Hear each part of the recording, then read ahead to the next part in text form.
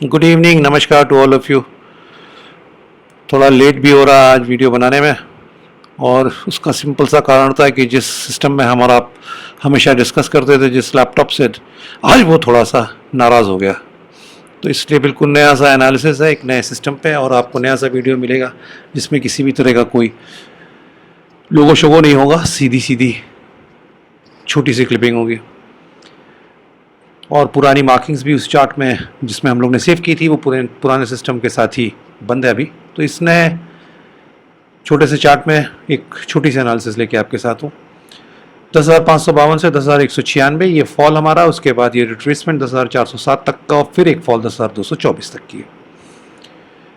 ये पूरा मूव, इस मूव ने इसको 61.8% से कम रिट्रेस किया। आज जो रिट्रेसमेंट हुआ वो 61.8 के आसपास का हुआ, जब हमने 10,224 से रिट्रेस किया 10,337 के आसपास। एक्सक्यूज मी, सीधी सी बात है, नीचे 10,250 10,200 तक के हम लोग को लेवल्स की एक्सपेक्टेशंस थी, तो उसके बाद अब मार्केट में शॉर्ट रहने का कोई मतलब नहीं है। अब अगर आप गौर से देखें तो ये जो नीचे से हमने पुल बैक लिया है, अभी तक ये 3 वेव स्ट्रक्चर चल रहा है, 1 2 and then this is the third structure. ये पूरा हुआ नहीं दिखता है। तो कल के लिए अगर आज कोई ट्रेड हमने लेके रखा है तो पहले तो हमें ऐसा करना नहीं चाहिए था, क्योंकि हमने नीचे पूरे टारगेट्स अपने लगभग जो एक एस्टिमेटेड था उस जोन में हम पहुंच गए, और जो फिर जो हमारा ऊपर की तरफ पैटर्न जो बना ये इनकंक्लूसिव रह गया। अगर ये A B C D E कुछ इस तरीके से बन जाता है, या ए बी सी, क्योंकि अगर ये सी आप देखेंगे, अगर इसको आप सी रखते हैं तो इसने तो अभी कोई बहुत ज़्यादा इसको एक्सटेंशन नहीं दिया है। हाँ, 100% के आसपास पहुंच रहा है 10,340, उसके बाद 161% इसका 10,398 के आसपास है। तो अगर इनमें से कोई लेवल आज हमें मिल जाता तो फिर एक हम कोई पोजीशंस के बारे में सोच सकते थे, लेकिन ऐसा कुछ हुआ नहीं।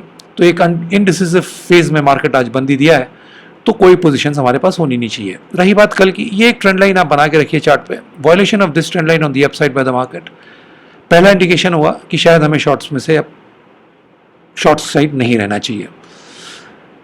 इस ट्रेंड लाइन को ब्रेक करना चाहिए मार्केट को, फिर इसके ऊपर सस्टेन करना चाहिए। ऐसा नहीं होना चाहिए कि इसको ब्रेक करके इसके बाद वापस इसको ब्रेक डाउन दे दे, तब तो फिर पोजीशन गड़बड़ा जाएगी। इसके ऊपर अगर हमको जाना है तो सीधी सी बात है, इसको ब्रेक करेंगे और सस्टेन रहेंगे।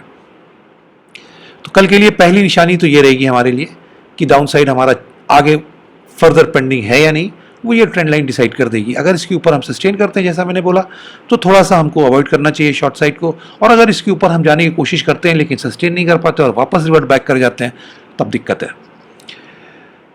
ऊपर की ओर अगर मैं बात करूं तो सीधे सीधे 10,407 अब हमारा एक स्टॉप लॉस होना चाहिए। इसके ऊपर हमें कोई लेवल नहीं वेट करना चाहिए, क्योंकि इसके ऊपर अगर हम जाते हैं तो फिर कोई बड़ी बात नहीं कि हम इस जोन को टारगेट करने लग जाएं।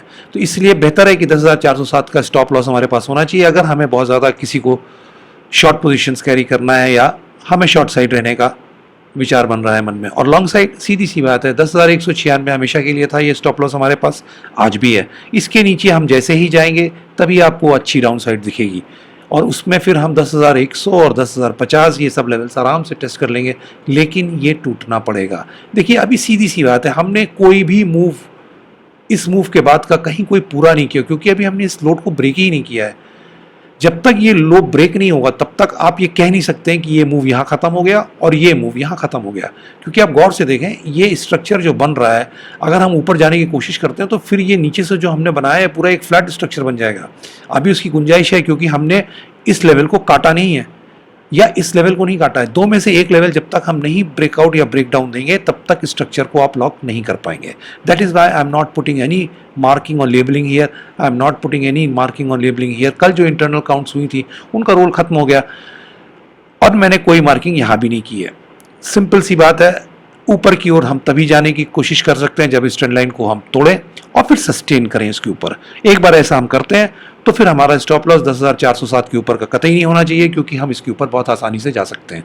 नीचे 10,196 के हम जाते हैं तो 10,100 और 10,050, और उसके बाद 9960 एक लेवल आता है, लेकिन ठीक है 100-150 पॉइंट की रेंज बहुत आराम से आपके लिए खुल जाएगी। तो ये आपको कल निगाह में रखना चाहिए। आज की तारीख में अगर आप बात करें, आपको याद होगा इसके पहले 2 दिन, एक दिन PTST था, एक दिन STBT था। एक पहले दिन आपको लॉन्ग पोजीशंस रखनी चाहिए थी, शॉर्ट नहीं रहना चाहिए था।